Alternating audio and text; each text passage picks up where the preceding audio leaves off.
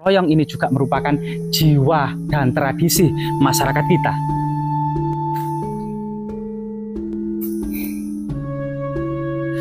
Luar biasa sekali ya. Coba kita Pradaksinah Pata atau mengitari arca ini agar lebih kemudian mendekatkan diri akan motivasi dan nilai-nilai budaya pada masa peradaban kuno ya. Jadi arca ini sangat besar sekali dan luar biasa sekali. Diduga arca ini semacam unfinished, jadi belum selesai dihaluskan. Artinya masih banyak bagian-bagian yang kasar seperti batu, dan pahatan-pahatan juga masih kasar. Bagian tangan, bagian leher, dan bagian dada juga belum dihaluskan sedemikian rupa yang menyerupai arca-arca yang ada di Borobudur. Namun model bentuknya ini masih menggunakan panteon dan simbol. Guys, jangan lupa like, subscribe, dan komen ya.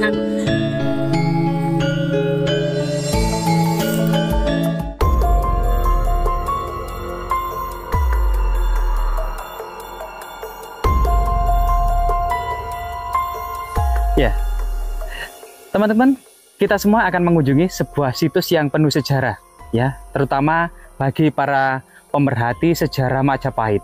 Awal mula sejarah Majapahit sangat mengesankan, di mana 12 kesatria Singosari yang terlunta-lunta masuk keluar hutan seperti ayam hutan, tidur di pemaplang sawah, yaitu Dia Wijaya dan teman-temannya seperti Ronggolawe, Nambi, Sora, ya, dan lain sebagainya. Itu kemudian ternyata setelah menjabat dan menduduki tahta kerajaan Majapahit pada bulan November tahun 1294, langsung saja jasa-jasa Lura Kudadu yang pernah menyelamatkan 12 kesatria Singosari ini langsung dibuatkan piagam 13 lempengan tembaga yang menjamin seluruh masyarakat desa Kudadu dibebaskan dari segala pajak dan pungutan. Tepat juga tahun yang sama, 1294, dan 13 lempeng prasasti Kudadu itu ditemukan di celah-celah batu di Bukit Budak ini. Apakah kemudian Bukit Budak ini menyimpan artefak-artefak yang penting? Mari kita telusuri bersama-sama.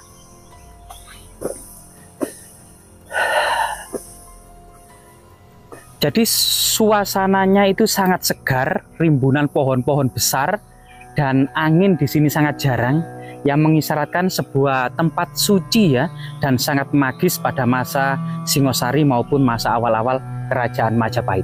Dalam prasasti Kudadu itu juga disebut bahwasanya sebagai gantinya masyarakat Kudadu dibebaskan dari segala pajak dan pungutan oleh dalem kerajaan Majapahit.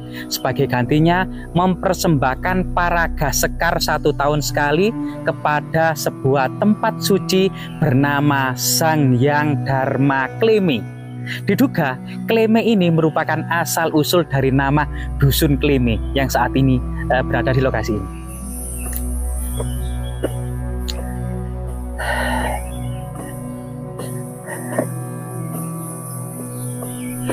Jadi jika kita lihat beberapa batu ya yang bersandar di bukit-bukit, di lereng-lereng ini cukup banyak dan cukup bervariasi, dan salah satu ciri batu-batu ini adalah mudah dipahat, tidak terlalu keras seperti batu kali. Namun ini bagian dari kemudian jejak batu-batu vulkanik di masa purba yang diduga ini merupakan bengkel dari pembuatan arca di masa kuno.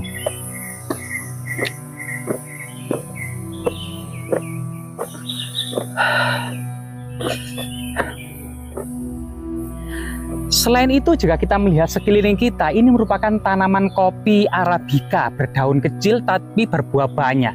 Ini juga sesuatu yang sangat amazing, membangkitkan kembali cita rasa kopi yang pernah ditanam oleh pemerintah kolonial Belanda tahun 1840. Trawas ini yang di bukit-bukitnya, lereng-lerengnya sekitar 900 mdpl sampai 1000 mdpl pernah menjadi penghasil kopi terbesar dan terbaik di dunia. Gudang-gudang kopi di Trawas ini pada masa kolonial sangat banyak sekali.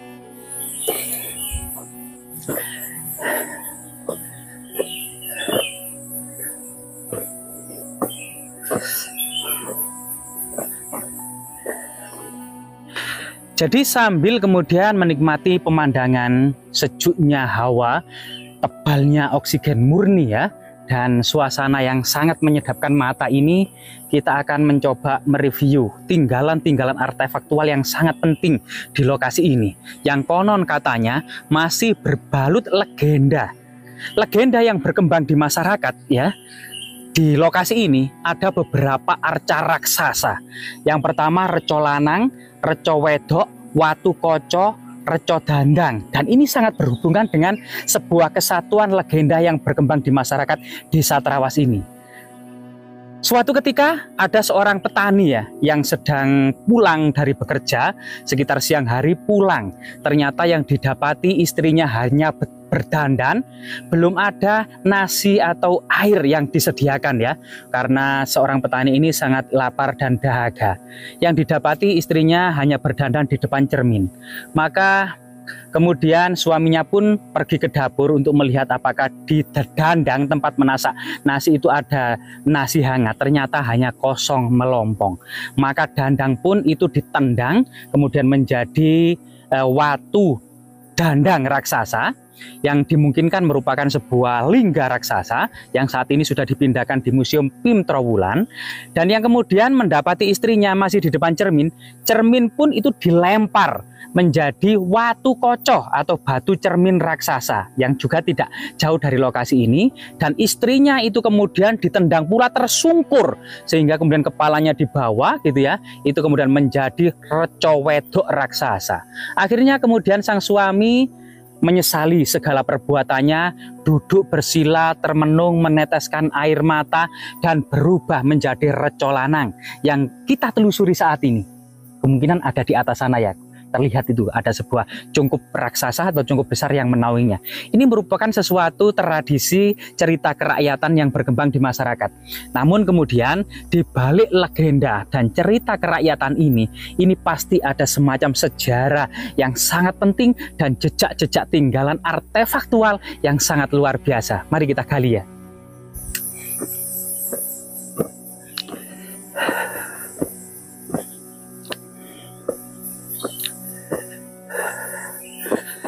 Selain banyak pohon-pohon raksasa yang dibiarkan, ada beberapa tanaman pakis gitu ya. Di beberapa kitab seperti Negara Kertagama, tanaman pakis ini dituliskan dengan sangat indah, yaitu tanaman pakis yang sangat rimbun memenuhi tebing seperti bulu dada laki-laki perkasa. Begitu juga kembang janggan. Nah ini melilit-lilit di pohon. Ini nama kunonya kembang janggan yang saat ini itu bernama gadung. Itu kalau berbunga kuning lebat itu kemudian sangat wangi, namanya bunga gadung. Itu masa kunonya disebut kembang janggan. Nah, kembang janggan berwarna kuning merona berbunga lebat. Bunganya berjatuhan di lantai asrama. Nah ini luar biasa sekali ya. Nah ini.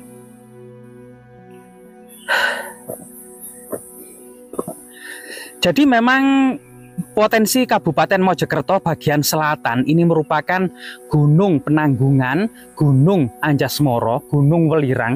Ini merupakan sebuah gunung yang selalu berwarna hijau biru abadi. Tidak pernah berwarna puyeh atau berwarna coklat. Ini selalu warnanya biru hijau abadi sepanjang masa. Misalnya saat ini ya, ini adalah penghujung musim kemarau dan awal musim penghujan, ada 1 sampai 2 kali hujan untuk mengawali musim penghujan ini. Namun area ini kita lihat semuanya berwarna hijau royo-royo, dan ini sebuah anugerah yang patut kita syukuri ya. Sebentar lagi kita akan sampai apa sih sebenarnya yang dimaksud dengan reco lanang oleh masyarakat desa sekitar ini.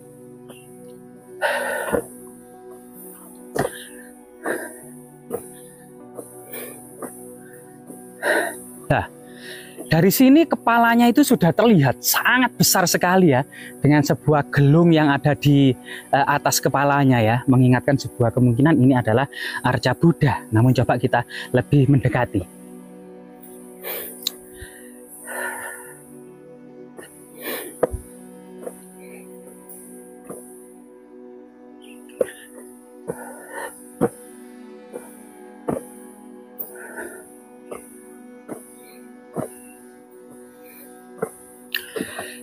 Jadi lokasi ini sebenarnya ya sangat mudah diakses dari jalan raya Mojosari Tretes atau Trawas Tretes ya, Trawas Prigen ini, terus kemudian masuk sekitar 200 meter akan lokasi yang sangat indah dan sangat sejuk ini. Selain sebagai wisata juga bisa sebagai wisata edukasi dan situs religi, karena sebagian besar masyarakat masih menggunakan situs ini sebagai situs religi.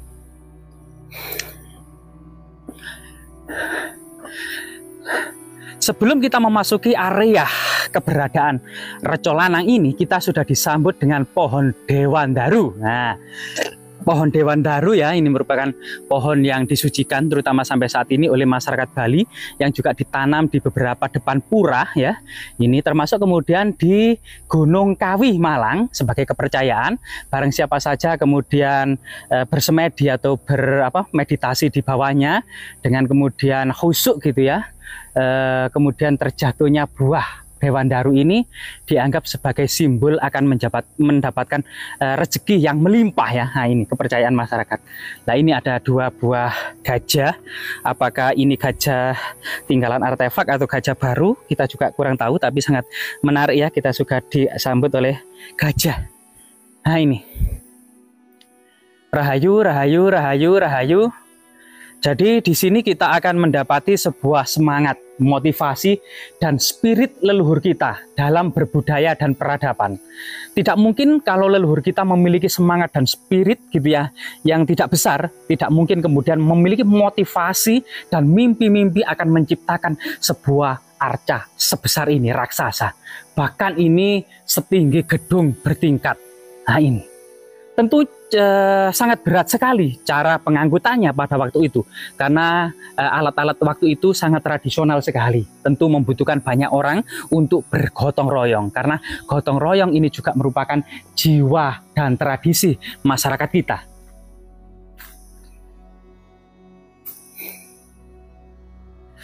Luar biasa sekali ya. Coba kita Pradaksinah Pata atau mengitari arca ini agar lebih kemudian mendekatkan diri akan motivasi dan nilai-nilai budaya pada masa peradaban kuno ya.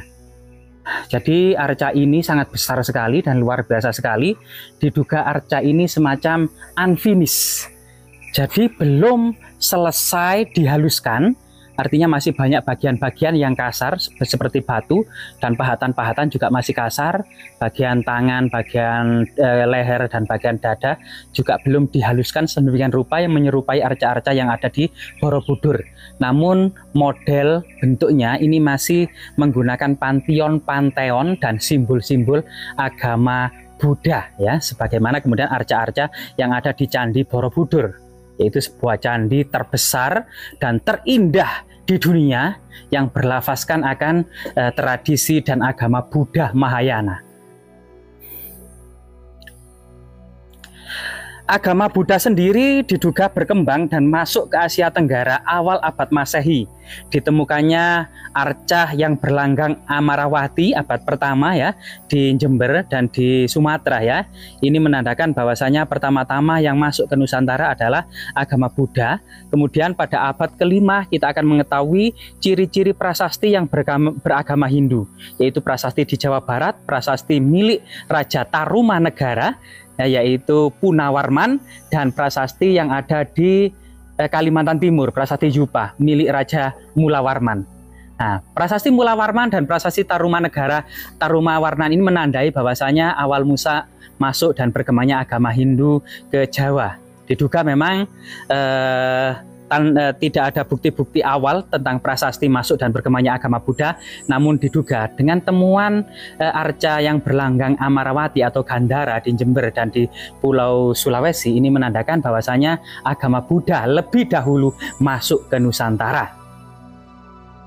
Jika kita melihat arca ini, yaitu posisi tangannya, tangan kiri ini dalam posisi meditasi yang diletakkan di atas kepalanya, tepat kemudian di depan perutnya. Sedangkan tangan kanannya ternyata menunjuk kepada bumi.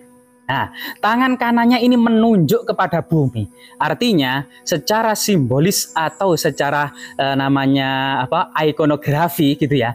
Maka arca ini adalah arca Buddha Maha Aksobhya dengan posisi mudra atau posisi tangan bumi sparsa mudra, atau Sang Buddha telah menunjuk ke bumi.